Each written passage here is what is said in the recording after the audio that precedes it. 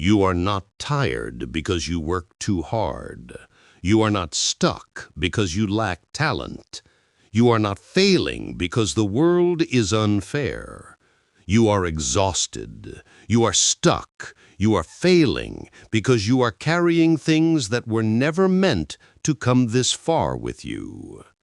Most men walking this earth today are dragging the weight of dead relationships, dead habits, dead versions of themselves, and dead conversations. And they wonder why they cannot move. The Stoics had a word for this. Not depression, not laziness, not bad luck. They called it the accumulation of the unnecessary. Marcus Aurelius wrote in Meditations, "You have power over your mind, not outside events. Realize this, and you will find strength." But here is what nobody tells you about that quote. The power over your mind is not just about what you think.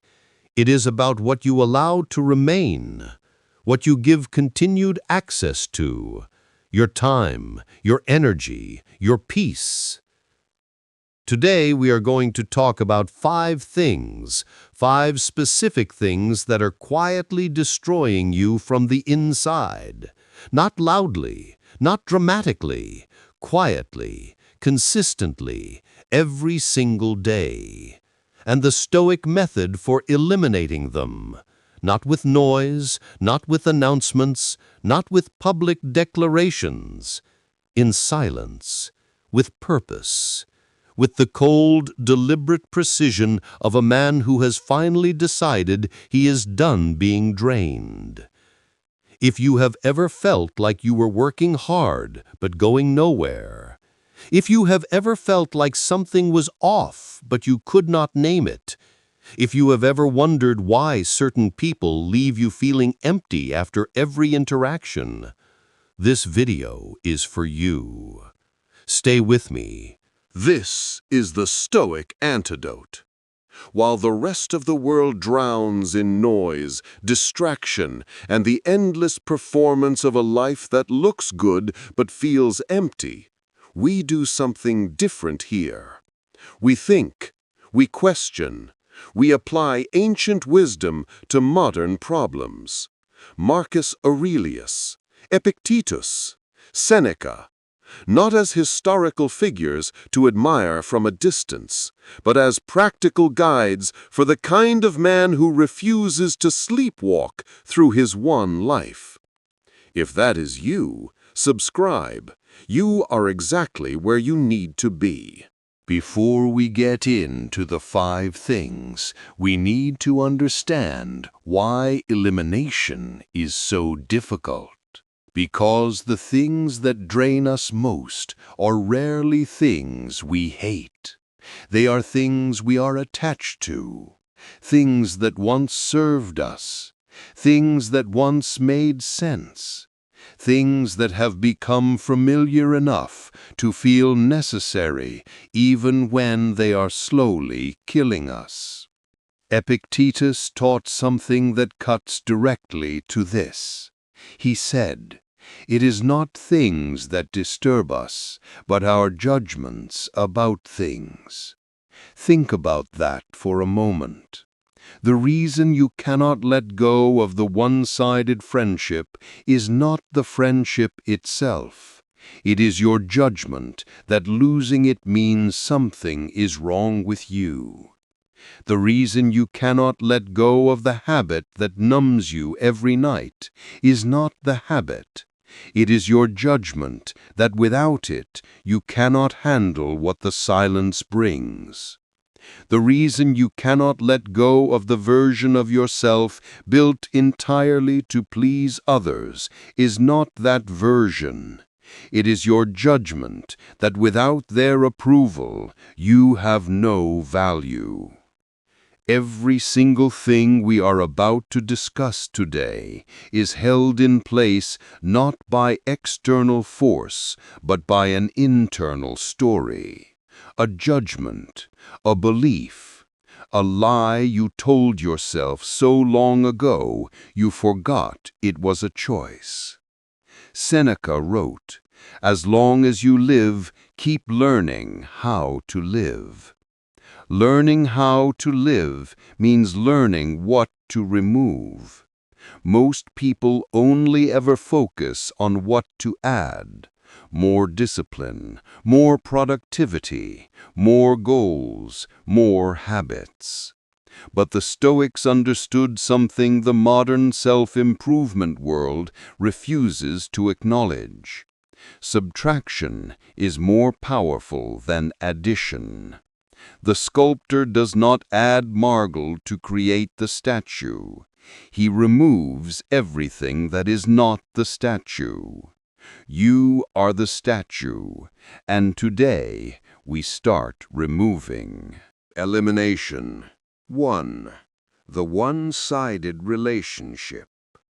There is someone in your life right now who takes more than they give.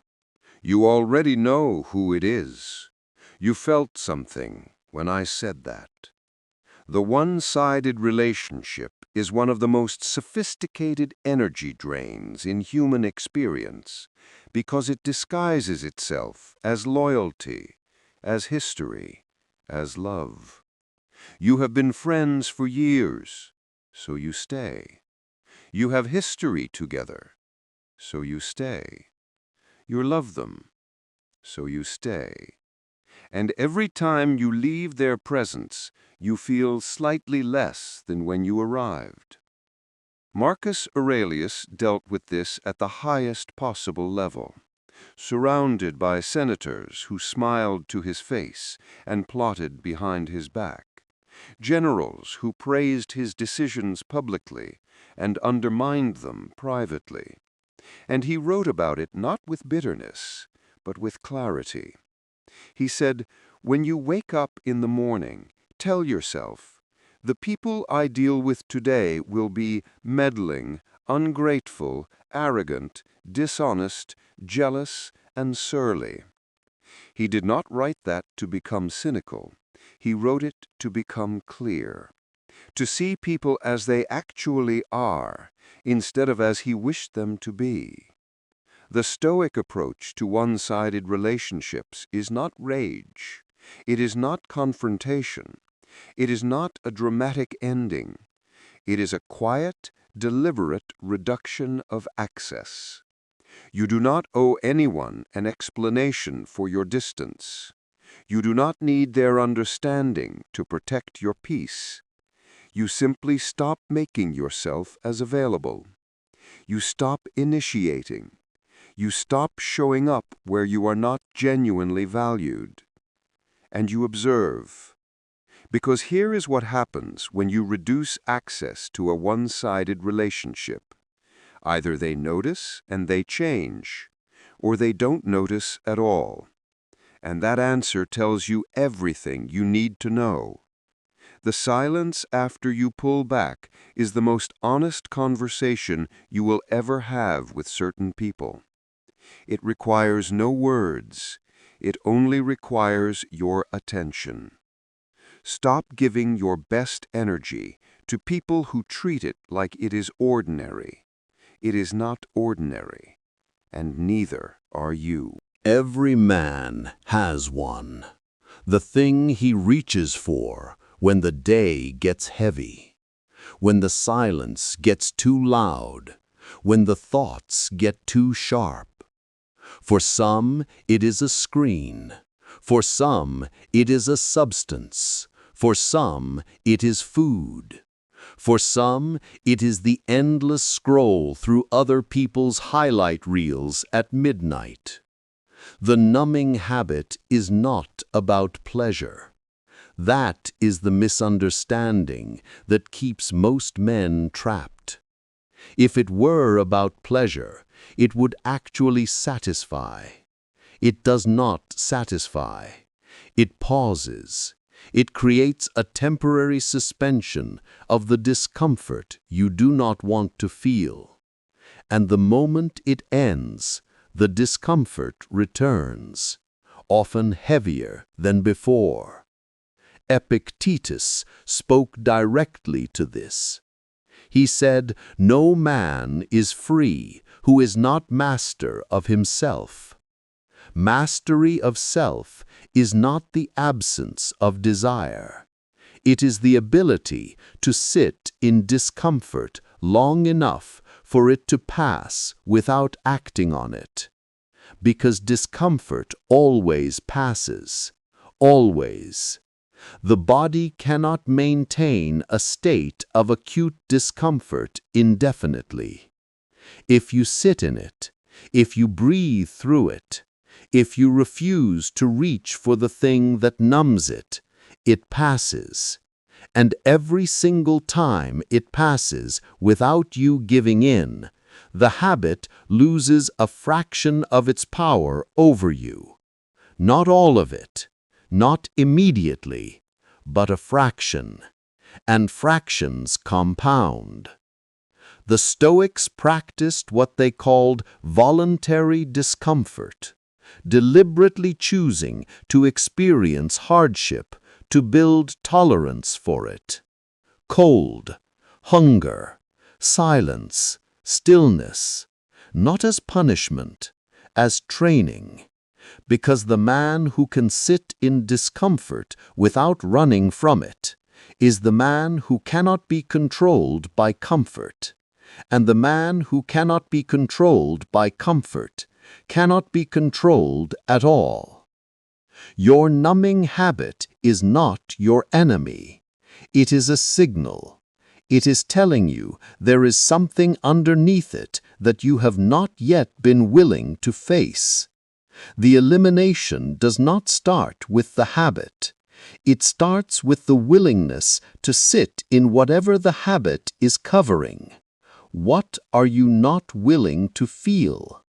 Answer that honestly, and the habit begins to lose its grip. This one is subtle. This one hides inside what looks like communication, inside what looks like honesty, inside what looks like respect for others. But over-explanation is none of those things. Over-explanation is a request for approval disguised as information. Every time you feel the urge to justify your decision to someone who did not ask, every time you explain why you made the choice you made to someone who questioned it, every time you defend your direction to someone who doubts it, you are handing them something they never earned: authority over your choices. Marcus Aurelius wrote, "Never esteem anything as of advantage to you that will make you break your word or lose your self-respect." Over-explaining breaks your self-respect slowly, because buried inside every explanation is the unspoken message: I need you to agree with me before I can feel confident in what I am doing. And the moment you need someone's agreement to feel confident, you have given them the ability to remove that confidence any time they choose. The Stoic practice here is deceptively simple.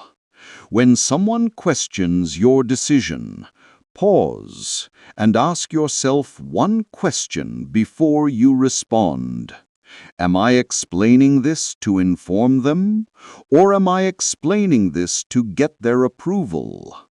If the answer is approval, say nothing, or say simply, "This is the direction I am going," and let the silence after that sentence do the work. You will feel the discomfort of not defending yourself. That discomfort is the feeling of your power returning. Sit in it. The less you explain, the more certain you appear. And the more certain you appear, the less people question you. Not because you convinced them, but because your certainty made the question feel unnecessary. Somewhere along the way, you built a version of yourself for external consumption. You learned what made people comfortable, and you became that. You learned what made people approve of you, and you performed that. You learned what made people include you, and you shrunk yourself to fit that. And that version of you got rewarded. People liked you, included you, validated you. And so the performance continued, until one day you looked in the mirror and realized you had no idea who was looking back. Epictetus said, "First, say to yourself what you would be, then do what you have to do." Most men have reversed this entirely. They first observe what others want them to be. Then they become that, and they call it personality. It is not personality. It is a costume worn so long it started to feel like skin. The elimination of this version of yourself is the most uncomfortable work on this list, because it does not just require you to stop doing something. It requires you to start doing something far harder. It requires you to ask, without the performance, without the approval, without the costume, who am I actually? And then to live that answer, even when it disappoints people, even when it loses you certain friendships, even when it makes certain rooms uncomfortable. Because here is the truth the Stoics understood completely. The people who only liked the performance were never actually with you. They were with the character you played. And those people were always one authentic moment away from leaving. Let them leave. What remains after they go is something rare. The people and the life that belong to the real version of you, not the performance. That is where your actual life is waiting. Not every conversation deserves your energy.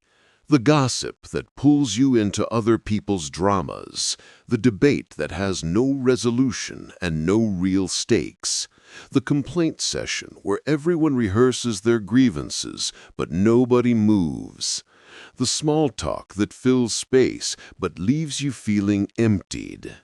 Marcus Aurelius wrote, "If it is not right, do not do it. If it is not true, do not say it." He also wrote about the discipline of protecting his words, of not speaking more than was necessary, of guarding his attention as carefully as his time, because he understood something most people in the modern world have completely forgotten. Attention is not infinite. Every conversation you pour yourself into fully is drawing from the same finite pool. The low-value conversation does not just waste your time. It occupies mental space long after it ends. You replay it. You rehearse what you should have said. You carry the energy of it into the next hour and the next day. The Stoic elimination here is a practice of discernment. Before you engage, ask, does this conversation move something forward? Does this exchange build something real? Does this person and I leave this interaction better than we entered it? If the answer is no, you have options. You can redirect the conversation towards something meaningful. You can shorten your participation without hostility. Or you can simply, and without apology, remove yourself. Not every room deserves your presence. Not every conversation deserves your full attention. Not every person who wants to talk to you has earned the quality of your engagement. Protect it. Your attention is the most valuable resource you own, and every low-value conversation is a withdrawal from an account you cannot afford to empty. Here is what all 5 of these eliminations have in common. Every single one of them is held in place by fear. The one-sided relationship stays because you fear what losing it says about you. The numbing habit stays because you fear what the silence underneath it contains. The over-explanation stays because you fear that without justification, your choices will be rejected. The performance version of you stays because you fear that the real version is not enough. The low-value conversation stays because you fear the social cost of withdrawing from it. Fear. Every time. And the Stoic answer to fear is not courage in the dramatic Hollywood sense. It is not charging toward the thing that terrifies you with your chest out and your jaw set. It is something quieter, more precise, more devastating to the fear itself. It is the act of examining the fear directly, looking at it, naming it, asking it one simple question. What is the worst that actually happens if I let this go?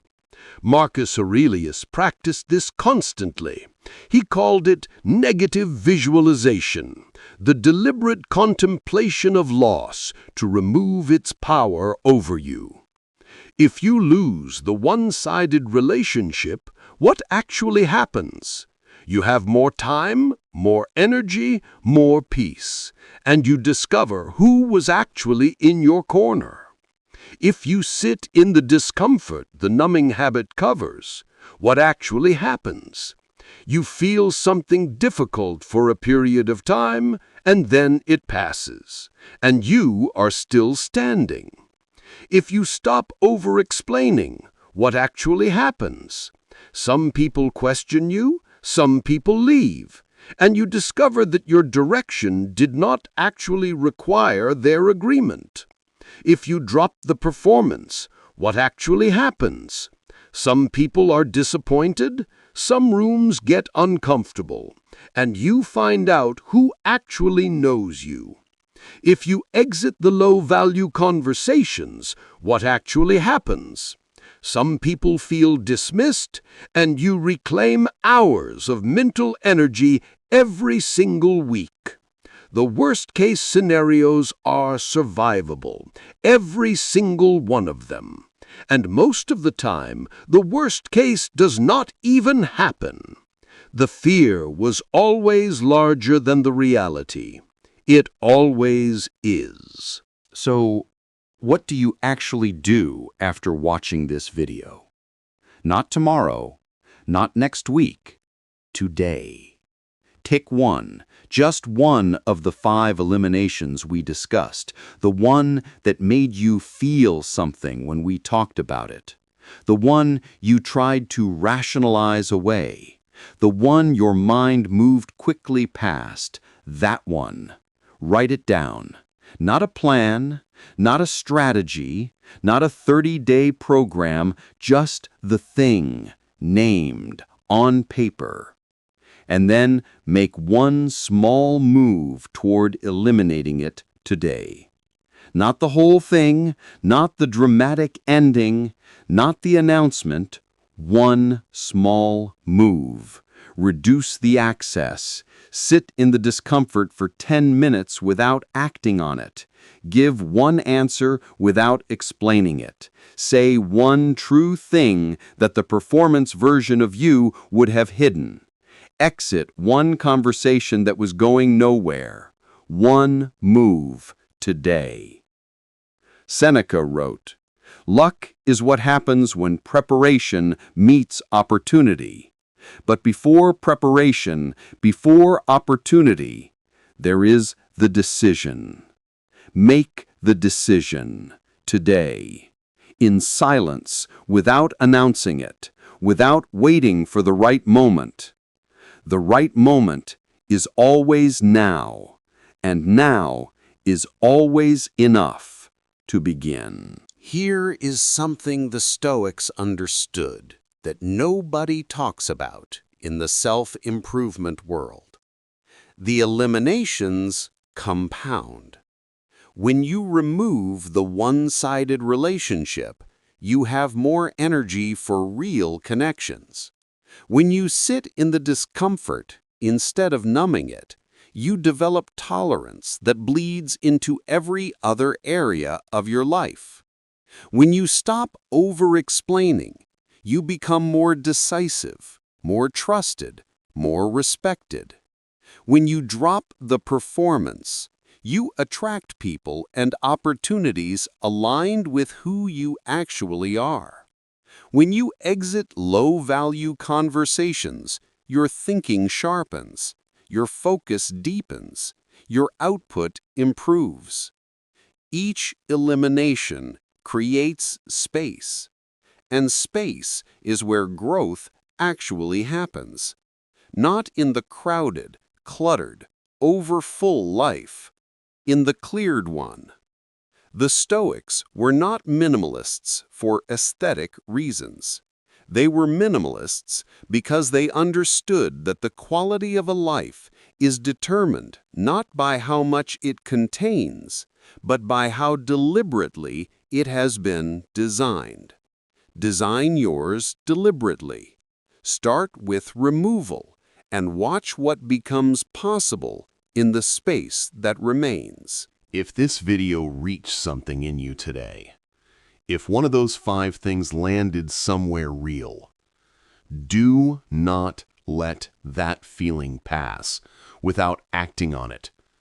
Subscribe to Against the Scroll, not because we post daily motivation, but because we do this work consistently. The uncomfortable work, the honest work, the work that most channels are too afraid to do. Leave a comment below. Tell me which of the 5 eliminations you are starting with today. Not to hold yourself accountable to me, but to hear yourself say it. Because the moment you name it out loud, it becomes real. And share this video with one man who needs it, not to grow the channel, because there is someone in your life right now who is carrying what we talked about today, and he may not know how to find the words for it yet. This video might be those words. While everyone scrolls, we think. Against the Scroll. See you in the next one.